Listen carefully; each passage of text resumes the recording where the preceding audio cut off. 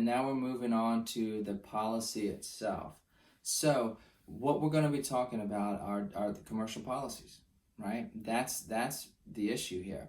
So commercial policies are either all risk or named peril policies. So what an all risk policy is, it's a misnomer. It doesn't mean all risk. What it means is that the insurance company has agreed to cover a loss unless it's excluded. So another way to say it is that a covered cause of loss is a non-excluded cause of loss.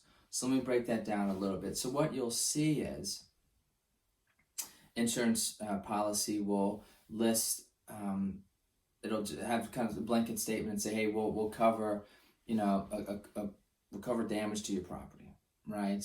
But if the damage results from, and then they'll list, right, a number of items. If the damage results from, usually earthquake, terrorism, things like that, flood, of course, that's a non-excluded cause of loss. So that's an all-risk policy. That's what most of the policies are. The other type of policy, however, is a named peril policy. That means that a covered cause of loss are named in the policy. So what you'll see instead is the insurance policy says, if damage to your property was caused by the following perils, we will cover them: fire, lightning, wind, water. Okay? So, that is the difference between an all risk and a named peril policy.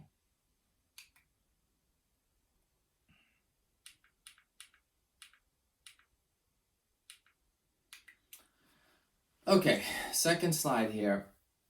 Commercial policies, business interruption coverage. All right.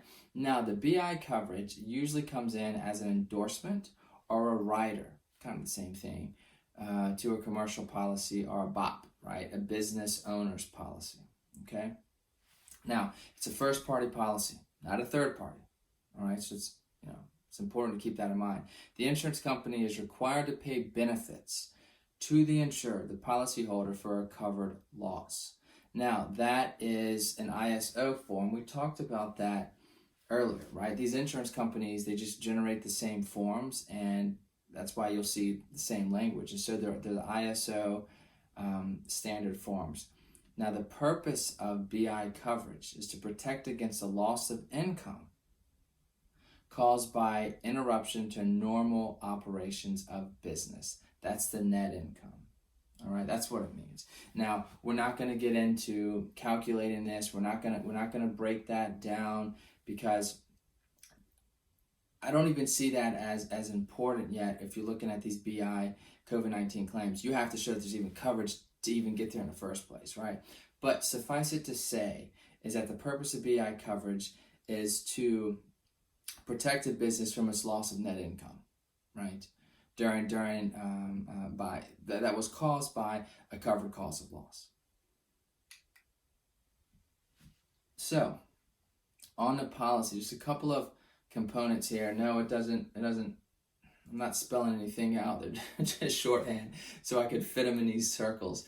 So, that's the declarations page. So that's the most important part of the policy. That's really the only part of the policy that's tailored, meaning it's going to list the named insured, the named property, and then it's going to list the coverages, right? So it'll say, business interruption, and then you move over to the right side, it's going to have a number next to it. So that's important because it's a one-stop shop, right, to know who's insured, what are the policy limits, right? What are the policy coverages, and then what is the term of the policy and a policy number, all crucial information. Now, the big bulk of these agreements are what's going to be called the Insuring Agreement, right? So the deck page is like 1 or 2 pages. The Insuring Agreement is going to be, 20 to 50 to 80 pages, right? That's going to set out definitions. It's going to set out the coverages. It's going to set out the exclusions. That's really the heart of the matter, right? So that's really, when you're thinking of the insurance policy, it's really that. It's just this huge insuring agreement that's usually all the same, again, because based on these ISOs.